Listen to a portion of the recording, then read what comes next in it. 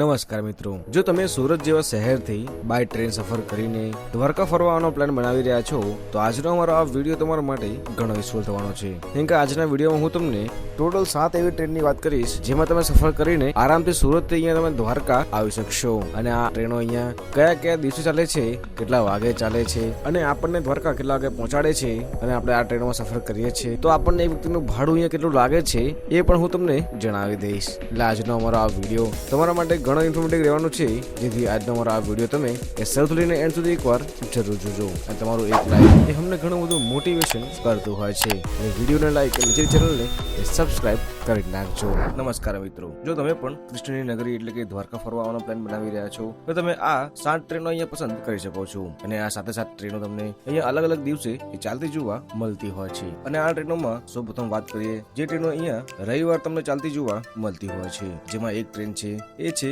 Ernakulam Okha express, જેનો train number 16,338 છે. અને આ ટ્રેન સુરતથી રાત્રે 2:50 ચાલે છે, જે ટોટલ 12 કલાક અને 20 મિનિટ પછી આપણને દ્વારકા એ બપોરે 3:10 જ પહોંચાડતી હોય છે. એટલે આ ટ્રેન અહીંયા તમને અઠવાડિયામાં 2 દિવસ ચાલતી જોવા મળે છે, શુક્રવાર અને રવિવારે. અને વાત કરું આ ટ્રેનમાં કોચિસની તો આ ટ્રેનમાં તમને ટોટલ 3 કોચિસ જોવા મળે છે.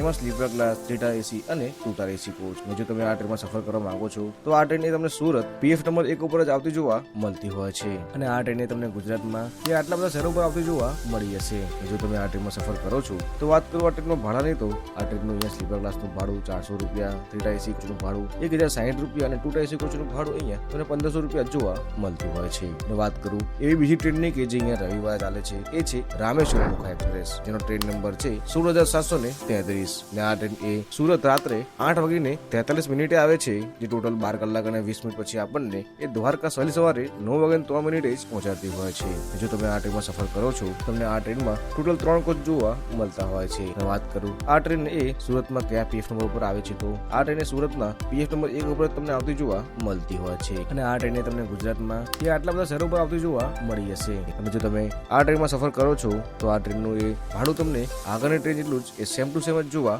મળતું હોય છે. અને વાત કરું ત્રીજી એવી ટ્રેનની કે જે અહીંયા સોમવાર ચાલે છે એ છે પુરી ઓખા સુપરફાસ્ટ એક્સપ્રેસ, જેનો ટ્રેન નંબર 20,819 છે. અને આ ટ્રેન એ સુરતથી રાત્રે 8 વાગે ચાલે છે, જે ટોટલ 13 કલાક અને 3 મિનિટ પછી આપણને દ્વારકા વહેલી સવારે 9:03 જ પહોંચાડે છે.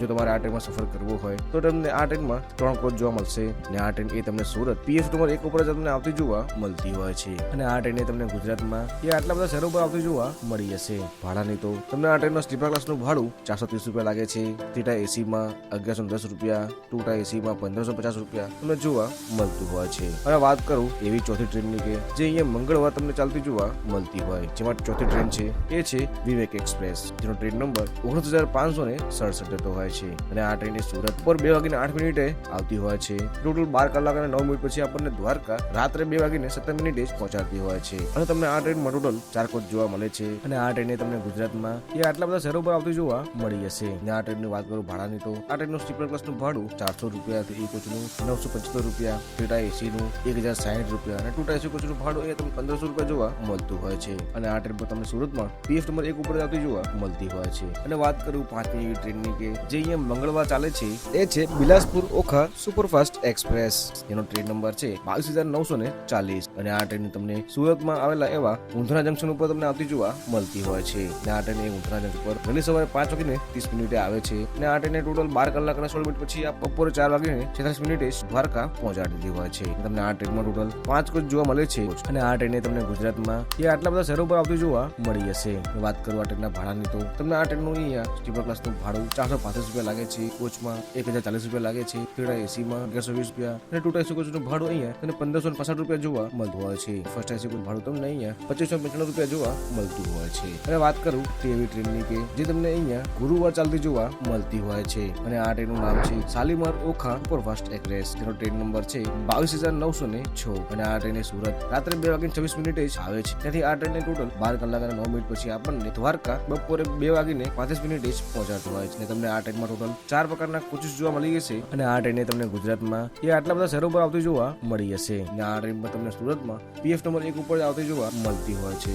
વાત કરું આ ટ્રેનના ભાડાની તો આ ટ્રેનનું અહીંયા સ્લીપર ક્લાસનું ભાડું 430 રૂપિયા, થ્રી એસીનું ભાડું 1110 રૂપિયા, ટુ એસીનું ભાડું 1550 રૂપિયા અને ફર્સ્ટ એસી કોચનું ભાડું અહીંયા તમને 2570 રૂપિયા જોવા મળતું હોય છે. અને વાત કરું 7મી એવી ટ્રેનની કે આ ટ્રેને તમને અઠવાડિયામાં 7 દિવસ તમને દ્વારકા જતી જોવા મળતી હોય છે. આ ટ્રેનનું નામ છે સૌરાષ્ટ્ર મેલ એક્સપ્રેસ. જેનો ટ્રેન નંબર 22,945 છે. રાત્રે 1:07 ચાલે છે સુરત થી. ટોટલ 12 કલાક અને 3 મિનિટ પછી આપણને દ્વારકા 1:10 પહોંચાડતી હોય છે. તમને આ ટ્રેનમાં ટોટલ 5 કોચ જોવા મળી જશે અને આ ટ્રેને તમને સુરતમાં PF નંબર 1 ઉપર તમને આવતી જોવા મળતી હોય છે અને આ ટ્રેને તમને ગુજરાતમાં આટલા બધા શહેરો પર આવતી જોવા મળી જશે. વાત કરું આ ટ્રેનના ભાડાની તો આ ટ્રેનનું અહીંયા સ્લીપર ક્લાસનું ભાડું 430 રૂપિયા લાગે છે.